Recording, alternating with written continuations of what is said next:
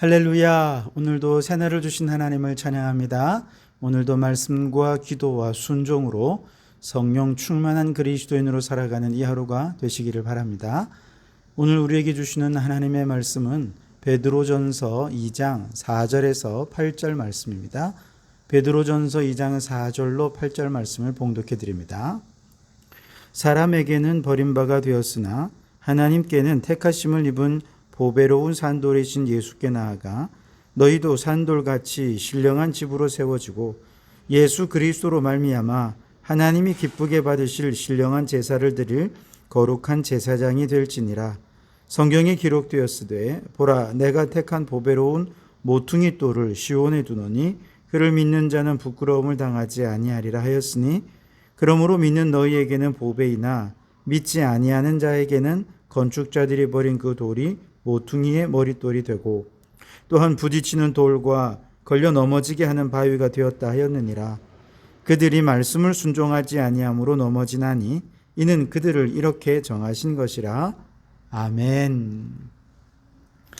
오늘도 이 말씀을 통해 우리에게 주신 하나님의 음성을 듣게 되길 바랍니다. 자, 오늘 본문 말씀을 보면 여러 돌들이 등장을 하는데요. 5절에 보면 산돌이라는 표현이 나오죠. 6절과 7절 말씀 보시면 모퉁이돌 혹은 모퉁이의 머릿돌 이런 표현이 나옵니다. 7절에는 건축자들이 버린 돌이라는 표현이 나오고요. 8절에는 부딪히는 돌, 걸려 넘어지게 하는 바위라는 표현들이 나오죠. 이 돌들은 모두 예수 그리스도를 가리키는 것들입니다. 하나님께서는 예수 그리스도를 이 땅에 보내셔서 살아있는 돌, 리빙스톤이 되게 하셔서 바로 그 생명을 이 땅에 전하게 하셨습니다. 반면에 유대교인들에게 있어서 예수님은 부딪히는 돌이었고 걸려 넘어지게 하는 바위가 되고 말았습니다. 왜냐하면 그들의 유대교적인 전통에 비하면 예수님은 자꾸 유대교 전통에 딴지를 거는 분으로 여겨졌기 때문에 그렇죠. 유대교라고 하는 종교 전통은 아브라함 때부터 수천 년에 걸쳐서 형성된 하나님 신앙이 아니겠습니까? 그런데 어느 날 예수라고 하는 청년이 오더니 내가 하나님과 친한데, 내가 하나님의 아들인데 하나님께서는 그들의 종교 전통, 유대교적인 종교 전통 기뻐하지 않으신다라고 말하는 것입니다. 그러면서 이런 인간이 만든 전통을 따르지 말고 정말로 하나님이 기뻐하시는 영과 진리로 예배하는 자가 되라고 사람들에게 얘기하는 거예요. 그러면서 본인은 안식일 법도 어기고 장로들의 유전도 어기면서 그들의 입장에서 볼 때는 사람들을 막 선동하고 다니는 거죠. 그러니 유대인들이 좋아할 리가 없지 않겠습니까? 그래서 이들이 예수님을 부딪히는 돌이나 걸려 넘어지게 하는 바위로 여기는 것은 어쩌면 당연할지도 모르겠습니다. 자, 그렇다면 예수님도 모르는, 하나님도 모르는 이방인들에게 예수님은 어떤 존재였을까? 역시 이방인들에게도 예수님은 부딪히는 돌이요 걸려 넘어지게 하는 바위였다고 할 수 있겠습니다. 다니엘서를 보시면 그 느부갓네살 왕이 어느 날 꿈을 꾸죠. 머리는 금이고 가슴과 두 팔은 은이고 배와 넓적다리는 노치고 종아리는 쇠고 발은 쇠와 흙으로 만들어진 왕의 신상이 꿈에 보여집니다. 그런데 느닷없이 손을 대지 아니한 돌, 옛날 성경에는 뜨인 돌 이런 표현을 썼는데요. 바로 이 돌이 산에서부터 나와서 이 신상을 무너뜨리는 것입니다. 그리고 그 손대지 아니한 돌은 다른 곳에서 태산을 이루어서 온 세상에 가득하게 되었다 하는 꿈을 꾸게 되죠. 이때 꿈속에 나오는 이 신상은 바벨론 제국으로부터 이어지는 여러 제국에 관한 예언이지 않습니까? 이렇게 사람이 힘으로 세운 제국은 손대지 않은 돌, 곧 예수 그리스도의 돌이 오셔서 심판하십니다. 그리고 온 세계에 예수의 복음이 전해질 때 하나님의 나라가 세워질 것이다 하는 예언의 말씀이었죠. 바로 이 인간이 세운 신상을 부수는 손대지 않은 돌이 바로 산돌이신 예수님이었거든요. 그러니 세상 사람들이 볼 때는 자신의 권력에 대한 도전이 될 수밖에 없었던 것이죠.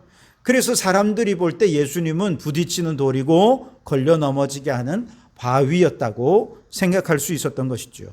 자, 문제는 이렇게 부딪히고 걸려 넘어졌으면 넘어진 김에 한 번쯤 자신들의 신앙생활, 자신들이 살아온 삶을 좀 돌아볼 수 있어야 하지 않겠습니까?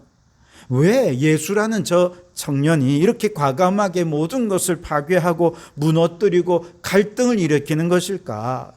저놈이 나빠서 그런가? 우리가 잘못돼서 그런가? 뭔가 좀 반성하는 시간이 있어야죠. 사람들은 왜 저렇게 예수님께 부딪히고 걸려 넘어지게 하시는 저런 예수님을 말씀을 듣고 예수님을 따르고 환호하는 것인가? 좀 생각해 보아야 했던 것 아니겠습니까? 그런데 저 유대 종교 지도자들은요, 저 예수가 바알세불이 집혀서 그런 거야 라고 생각을 했습니다. 로마 제국의 저 무신론자들은 예수는 사람을 선동하는 선동분자야 라고 생각을 했습니다. 그래서 자신들을 돌보기보다 모든 책임은 예수에게 있고 예수가 잘못된 것이고, 그래서 저 걸려 넘어지게 하는 돌은 뿌리째 뽑아버려야 돼 라고 생각하고 유대인들과 로마 제국의 빌라도가 결탁을 해서 결국 예수님을 십자가에 못 박아 죽게 한 것이죠. 자, 그러나 우리 믿는 우리들에게 예수님은 어떤 분이신가? 예수님은 산돌이십니다. 4절 말씀해 보시면 사람에게는 버림바가 되었으나 하나님께는 택하심을 입은 보배로운 산돌이신 예수께 나아가, 그렇게 말씀하시죠. 예수님은 보배로운 산돌, 생명을 가진 살아있는 돌이다라는 것이죠. 요한복음 1장 4절에 보면 그 안에 생명이 있었으니 이 생명은 사람들의 빛이라 라고 말씀하십니다. 예수님 안에 생명이 있기 때문에 산 돌입니다. 요한복음 14장 6절에 보면 예수께서 이르시되 내가 곧 길이요 진리요 생명이니 나로 말미암지 않고는 아버지께로 올 자가 없느니라 라고 말씀을 하셨습니다. 생명이신 예수 그리스도, 그분을 믿고 예수님을 길로 삼아 따라가면 영원한 생명이신 아버지 하나님께 이르게 된다라고 하는 말씀이시죠. 그래서 여러분, 생명이 아닌 죽은 것을 따라서 길이 아닌 다른 길로 가지 마시고 산돌이신 예수님을 믿고 그 주님과 교제하며 진리 가운데 살아가시기 바랍니다. 말씀과 기도와 순종으로 주님과 함께 진리의 길을 걸어가면 그 생명이신 주님께서 마침내 우리를 영생의 길에 다다르게 해 주실 줄 믿습니다. 수석을 좋아하시는 분들은요, 돌을 바라보면 그 돌 속에 핏줄이 있대요. 그 핏줄 속에 막 피가 흐르는 것 같대요. 돌을 만져보면 막 체온이 느껴지는 것 같다는 겁니다. 얼마나 돌을 사랑했으면 이렇게까지 얘기하는 걸까요? 여러분, 저 생명이 없는 돌을 바라보면서도 사람들은 생명을 느끼고 그것을 통해 위로를 받는다면, 하물며 생명이 살아있는 예수 그리스도를 향하여 예배를 드리면서도 아무런 생명도 따스함도 온기도 느끼지 못한다면 우리의 영혼이 너무 심각한 상태라고 말할 수 있지 않겠습니까? 우리의 신앙생활이 과거 유대인들의 신앙생활과 무엇이 다를까요? 여러분, 산돌이신 예수님을 이제 뜨겁게 사랑하실 수 있기를 바랍니다. 그 주님 안에서 영적인 체온을 느끼고 그 체온을 통해 위로받고 치유받고 그 생명에 감사하며 살아가는 성도들이 되시기 바랍니다. 그리고 내게 생명 주신 그 예수님을 다른 사람들에게 전하고 나누면서 예수님의 생명을 증거하는 우리 성도들이 되실 수 있기를 바랍니다. 자, 그런데 오늘 본문이 우리에게 정말로 하고 싶은 이야기는 이것입니다. 예수님이 산 돌이시라면 그 예수님을 믿는 우리도 산 돌이다, 그 얘기를 하는 거예요. 오늘 5절 말씀을 보시면 이렇게 말씀하십니다. 너희도 산돌같이 신령한 집으로 세워지고 예수 그리스도로 말미암아 하나님이 기쁘게 받으실 신령한 제사를 드릴 거룩한 제사장이 될지니라. 아멘. 예수님을 산돌로 믿는 사람들은 여러분 그 사람도 산돌이라는 것이죠. 그런데 산돌 같은 바로 그 믿음의 사람들의 인생은 신령한 집으로 세워지게 되는데 그 인생의 집에서 거룩한 제사를 드리는 제사장으로 하나님이 우리를 세우시고 우리 하루하루의 삶, 매 순간순간의 삶을 하나님께 드리는 영적 예배를 드리라고 우리를 제사장으로 세워주셨다는 것이죠.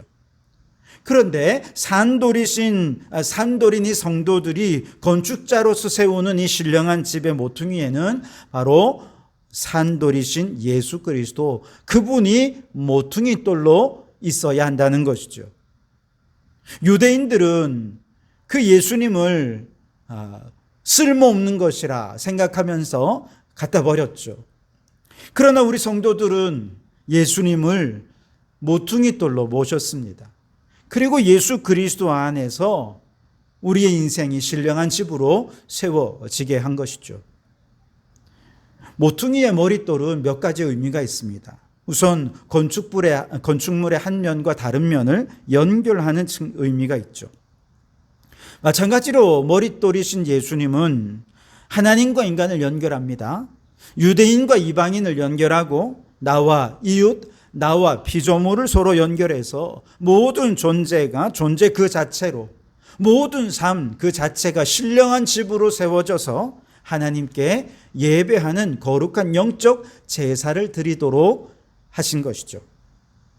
뿐만 아니라 모퉁이의 머릿돌은 연결하는 측면도 있지만 건축물의 기초에 있어서는 없어서는 안 되는 기초가 되는 것이죠. 모퉁이의 머릿돌, 즉 기초가 없으면 그 위에 건축물은 세울 수가 없는 것이죠. 하나님은 예수 그리스도를 기초로 해서 구원의 역사를 이루셨습니다. 하나님의 나라가 파괴된 이 세상 속에 예수 그리스도를 모퉁이의 머릿돌로 하셔서 다시금 하나님의 나라를 세워 가신 것이죠. 그래서 오늘 우리도 우리의 모든 삶을, 또 우리와 관계하는 모든 관계 속에, 그리고 이 지구촌의 모든 생명이 바로 예수 그리스도, 모퉁이 돌이 되신 예수님을 통해서 이걸 기초로 삼고 그 위에 세워져 가야 하는 것이죠. 기초가 없이 어떻게 그 위에 인생이 세워질 수 있겠습니까? 그 말은 예수님이 없으면 우리는 아무것도 아닌 존재라는 것이죠. 예수님보다 귀한 것은 없는 것입니다. 주 예수보다 더 귀한 것은 없다 고백하지 않습니까? 그 고백 속에 우리가 믿지 않는 사람들이 또 다른 기초로 삼는 것 있잖아요. 돈 없으면 나는 살 수 없어. 사랑이 없으면 나는 살 수 없어. 명예가 없으면 살 수 없어. 라고 하면서 인간적인 어떤 것들을 모퉁이의 머릿돌로 기초로 삼으려고 하는 이런 사람들, 이 세상 가운데서 주님 나는 명예도 필요 없습니다. 이 세상 행복도 재물도 예수님과는 바꿀 수 없습니다. 그러면서 예수님을 기초로 하여 신령한 집을 세워가게 되는 것이죠. 우리는 산돌이신 예수님께 나아가 그와 연결되었기 때문에 산돌인 것입니다. 예수님과 연결이 끊어지는 순간 우리는 죽은 돌이 됩니다. 그런데 그 산돌이신 예수님과 산돌인 성도를 연결시켜주는 것이 어디입니까? 교회이지요. 그래서 교회를 떠나면 우리는 더 이상 산돌이 될 수 없습니다. 신령한 집을 지어갈 수도 없습니다. 생명이 사라진 그 돌은 그저 길가에 널브러진 수많은 돌멩이에 불과하고요. 그 위에 세워지는 집은 신령한 집이 아닌 하나님을 대적하는 바벨탑이 되어버리고 마는 것이죠. 그러니 여러분, 교회를 통해 끊임없이 예수님과 연결되시기 바랍니다. 예수님께로부터 생명을 공급받으시기 바랍니다. 예수님이 모퉁이 돌이 되시는 신령한 집을 멋있고 아름답게 지어가는 그런 성도들이 되실 수 있길 바랍니다. 무엇보다도 앞서 말씀드린 대로 이 신령한 집에서 우리가 해야 할 가장 중요한 일은 살아있는 영적 예배를 드리는 것입니다. 로마서 12장 1절 말씀에 그러므로 형제들아 내가 하나님의 모든 자비하심으로 너희를 권하노니 너희 몸을 하나님이 기뻐하시는 거룩한 산제물로 드리라. 이는 너희가 드릴 영적 예배니라. 아멘. 여러분, 산돌이신 예수님이 우리의 삶의 기초가 되면 우리는 그 위에 세워지는 거룩한 신령한 집의 제사장입니다. 우리의 가장 중요한 사명은 하나님께 예배하는 것입니다. 매 순간 우리와 함께 하시는 그 하나님을 찬양하고 높여드리고 하나님의 이름이 높아질 수 있도록 하나님을 예배하는 삶을 살아가는 것이죠. 바라기는 여러분 모두가 산돌이신 예수님을 모퉁이돌로 삼는 또 다른 산돌들이 되셔서 신령한 집의 제사장으로서 날마다 영적 예배를 드리며 살아가는 성도들이 되시기를 주님의 이름으로 축원합니다. 기도하겠습니다. 오 주님, 산돌이신 예수님 안에서 주님의 생명을 내 생명으로 받고 천국 영생이 그날까지 믿음으로 살아가는 저희들 되게 해 주옵소서. 주님이 산돌이듯 우리들에게도 생명을 주셔서 산돌이 되게 하시니 감사합니다. 예수님을 모퉁이돌로 해서 생명 안에서 이 세상 모든 존재들과 연결되어 함께 매 순간순간을 영적 예배를 드리는 삶을 살게 해 주시옵소서. 예수님 이름으로 기도하옵나이다. 아멘.